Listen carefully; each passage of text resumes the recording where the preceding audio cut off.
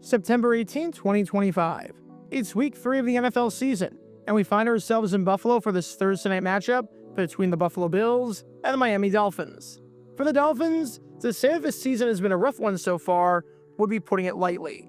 They start the season off with an 0-2 record after allowing 33 points in each of their first 2 games, and with Tua Tagovailoa, their supposed franchise quarterback, looking significantly worse and looking borderline unplayable.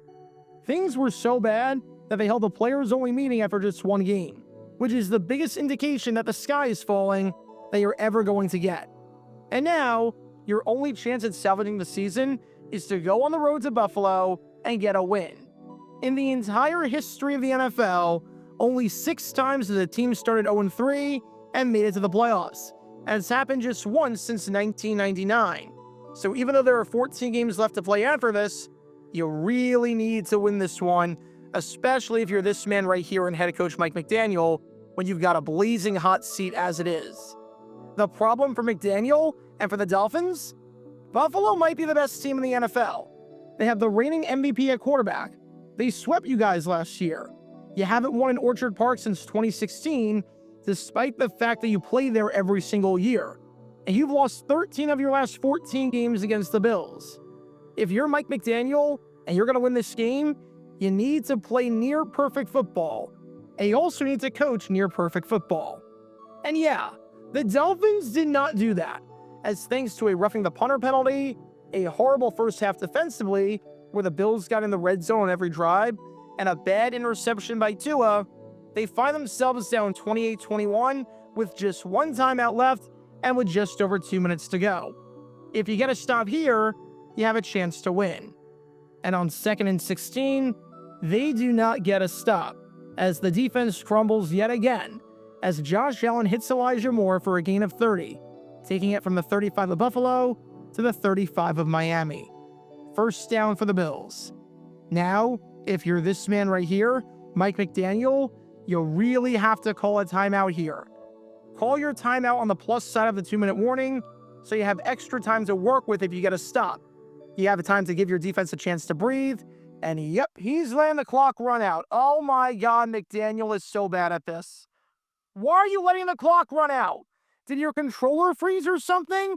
Are you paying attention to the game? Are you checked out? Are you too scared to talk to one of the officials? Why are you not calling a timeout? Mike McDaniel, your job is on the line. For the love of all things Buffalo Wings, why are you not calling a timeout? They let the clock run down to 2 minutes. Could have taken the timeout on the front side. Welcome to Dumb Decisions. Before I break down what happened here, this whole series is about taking an in-depth look at decisions made during games that were clearly awful from the start. This isn't something to look bad in hindsight. Rather, this is something to look awful almost immediately. These are moves where your gut instinct tells you right away that there is no way this can possibly work. And sure enough, your gut instinct was smarter than that of an NFL head coach. And for this one, we're taking a look at the mind of Miami Dolphins head coach, Mike McDaniel. We are nearing the end of the McDaniel era, folks. Man, how it started off with such promise when the Dolphins looked like the greatest show on turf with the 70-point drubbing against the Broncos. But ever since that Monday night collapse against the Titans in 2023, that would have given them the division, it's been a slow and painful decline. And what looked like one of the most solid teams in football 2 years ago is now in ruins. There's a lot of blame to go around, from the fact that Tua cannot throw a pass more than 5 yards down the field and has no zip on any of his footballs, to the fact that Chris Greer has seemingly done everything wrong with roster construction and is still somehow employed after a decade of no playoff wins, to the fact that the players and coaches don't seem to be on the same page at times, and a lot more. But McDaniel shares a good portion of that blame. In terms of X's and O's, he did all he could do with this roster, and I thought his game plan to keep Buffalo off the field was quite good. In terms of in-game management, though, terrible. Absolutely terrible. Because McDaniel, like he's done so many times for Miami over the years, shot his team in the foot with a self-inflicted wound, and it could have been extremely costly down the stretch. So with that being said, let's take a look at why not calling a timeout with 2:39 left with a running clock and with only 1 timeout left is a really bad idea. And before I explain why this is a bad idea in some more depth and some more detail, I live stream all the primetime games on this channel. So I was live for this one when McDaniel decided to be really stupid and just not do anything, sitting idly by as the clock ticked away without taking his final timeout. So I want to show you my reaction to this in real time, just so you can see that this is not hindsight bias, and just so you can see how my mind operates during a game. Because if I can tell in real time that this was a bad idea, and I'm just an average football fan, then a coach making millions of dollars has no excuse whatsoever. Take a look. They set forward, they're going to throw. Allen checks it down, it's caught by his man, first down and then some, to the 40, stays on his feet, down the 35, Elijah Moore. The Dolphins should call timeout here. Oh, McDaniel called timeout. The extra seconds. No, McDaniel, what are you doing? I pray to God this is a clock error, because if not, this is a dumb decision. You called timeout here, if you're Miami. Do I need to bring out the chart? But Elijah Moore makes himself open. Oh, McDaniel, please tell me you call a timeout. Don't take this down to the 2-minute. You're going to waste 4 seconds. Oh, they waste 4 seconds. Oh, they waste 4 seconds. Wow. Wow. They call timeout with 2:35, or whatever that play was done, 2:33. Buffalo calls a play on first down, take it down to the 2-minute warning. Second down, call a play, takes about 4 seconds, 1:56, take it down to 1:16. Third down, call a play, takes down to 1:12, 32 seconds, because it's a 4-second play clock. Fourth down, you're getting back with 27 seconds left. By not taking the timeout there, first down, Buffalo calls a play, they take it down to 1:56. Miami calls timeout, 1:52. Second down, or 1:56, I should say. Second down, takes down to 1:52. 40-second play clock, 1:12. Third down, 4-second play, 1:08, taking down to 28. Fourth down, 23 seconds left. You just lost the play. You lost the play on that one. You lost the play to get the ball back. It could have been an additional play. Instead of getting the ball back with 28 seconds, you're going to get back with 23. So, oh, McDaniel. McDaniel, not the time to be doing that with your job on the line. Not the time, man. Not the time. This is a very specific circumstance. The only way that you get the ball back if you're Miami is if you get a stop and burn a timeout. Let's say you don't take a timeout in general. If that happens, the Bills take this down to the 2-minute warning. There's 120 seconds left in the game. Each play has to, by rule, take at least 1 second off the clock. There's a 40-second play clock. Call 3 plays, and at minimum, 3 seconds come off the clock. The Bills are going to ensure that the clock runs on all of them. So 40 times 3 equals 120. And calling 3 plays for a minimum of 3 seconds, that gets them 123 seconds, which is larger than 120, thereby ending the game. So I bring that up because there is no universe where you can keep the timeout in your back pocket. You're down by 7 points. You need to get the ball back, and the only way to do that is to get a stop and burn a timeout.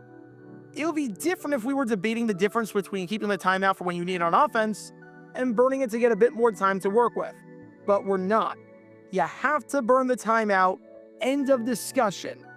So you want to have as much time as possible to drive down the field and score a touchdown. It's not going to be easy since Tua was averaging about 1 air yard per completion, and since he's been playing like crap. But that's why you want to have as much time as possible, because the more time available at your disposal, the more plays you're able to run, and the fewer yards per play that you need to be able to punch it in, which is big when you've had basically no explosive plays all game. So let's say you do what any smart coach does in this situation, and you call the timeout right away at 2:39. In truth, it doesn't matter if you call it at 2:39 or 2:35 or 2:30 or 2:25 or anything like that. So long as you call the timeout before the 2-minute warning in a way that ensures Buffalo can't run a play that goes past 2 minutes, you're good. I'm going to bring out the chalkboard for this one so you can see exactly how the math works out. you call your timeout before the 2-minute warning. On first down with 2:39 left, but again, just any timeout before 2:20 works, even 2:15, the Bills call a running play, and the play takes 4 seconds. We're going to assume here that every play takes 4 seconds. The Bills take it down to 2:35, and then let it run down to the 2-minute warning. On second down with exactly 2 minutes left on the clock, the Bills call another running play, which takes 4 seconds off the clock down to 1:56. Take 40 seconds off from there since the Bills have the play clock run all the way down, and there's 1:16 left. On third down, the Bills call another running play, taking 4 seconds off the clock down to 1:12. They take 40 seconds off from there, taking it down to 32 seconds. And on fourth down, the Bills line up for the field goal, which you need them to miss. Whether it's blocked, whether it's shanked, you just need them to miss this kick. Assuming they miss it, since that's your only chance at winning, the field goal takes 5 seconds off the clock, and you have 27 seconds left from around the 40-yard line to go down the field. However, in option 2, which is what McDaniel decided to do for some reason, which is the option where you don't take the timeout before the 2-minute warning, here's what happens. The clock runs down to 2 minutes. On first down, the Bills run a play that takes 4 seconds off the clock. You burn a timeout with 1:56. On second down, the Bills run another play that takes 4 seconds off the clock, taking it down to 1:52. Take 40 seconds off the clock, and there's 1:12 left. On third down, the Bills call another running play, taking 4 seconds off the clock down to 1:08. They take 40 seconds off from there, taking it down to 28 seconds. And on fourth down, the Bills line up for the field goal, which takes 5 seconds off the clock and takes it down to 23 seconds.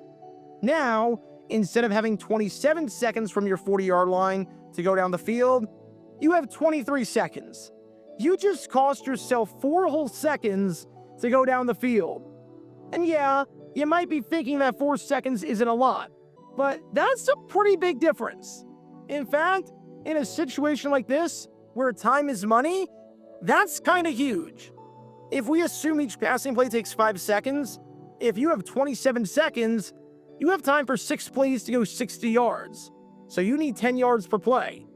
But with 23 seconds, you only have time for 5 plays to go 60 yards. So you need 12 yards per play.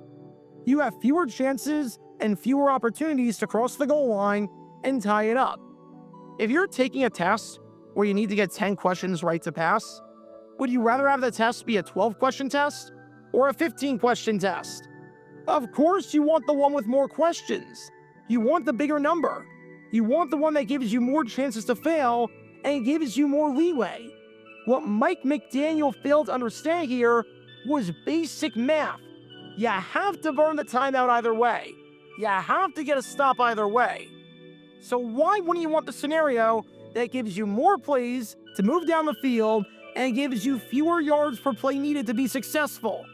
Why wouldn't you want the scenario that gives you a better chance to run your offense, that gives you more time to work with, and that even gives you the possibility of going over the middle of the field if there's a huge chunk play to be had?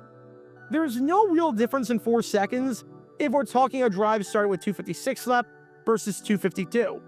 But 27 seconds versus 23 seconds when you have no timeouts? That is massive. And for McDaniel to not realize that is a failure on his end in every way, and sums up the Dolphins' season thus far. A complete and utter failure. No one asked McDaniel afterwards about why he didn't take the timeout, but seeing as I'm not even sure he would have had a good answer, since every other word in that press conference was an or an and seeing as Matt Prater made the field goal anyways to put the Bills up by 2 scores and drive the final nail in the coffin, I'm going to give the press a pass on this one.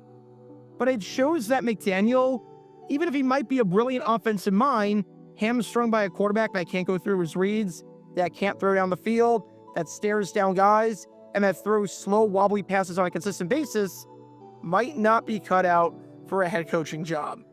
Offensive coordinator? Absolutely. Head coach and a leader of men with a grasp on how to manage a game? His time is coming on. He just can't do it. So what do we learn from all of this? If your goal is to have the most time available to drive down the field and the most amount of time possible to do this, then you need to coach the game and manage the clock in a way that gives you the most amount of time possible to drive down the field. In McDaniel terms, if your goal is to win, then you can't coach to lose, and you coach to lose here. If you have to take the timeout regardless and have one left and it's before the 2-minute warning, then take the timeout on the plus side and give yourself some extra time on the back end to make something happen. If you have two options and both options give you the ball at the same yard line with the same score, but one option gives you an extra play to work with and gives you some more wiggle room and margin for error, then take that option. To not take that option is coaching malpractice.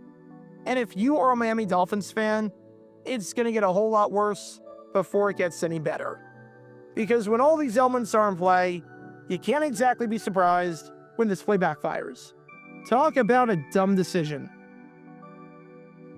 Check out our live streaming schedule for the next few days. We're live every single day on this channel, whether we're covering a sporting event or playing GeoGuessr or just taking your requests. So make sure you like and subscribe and turn on the notification bell so you don't miss a single time that we go live and so that you can join this community.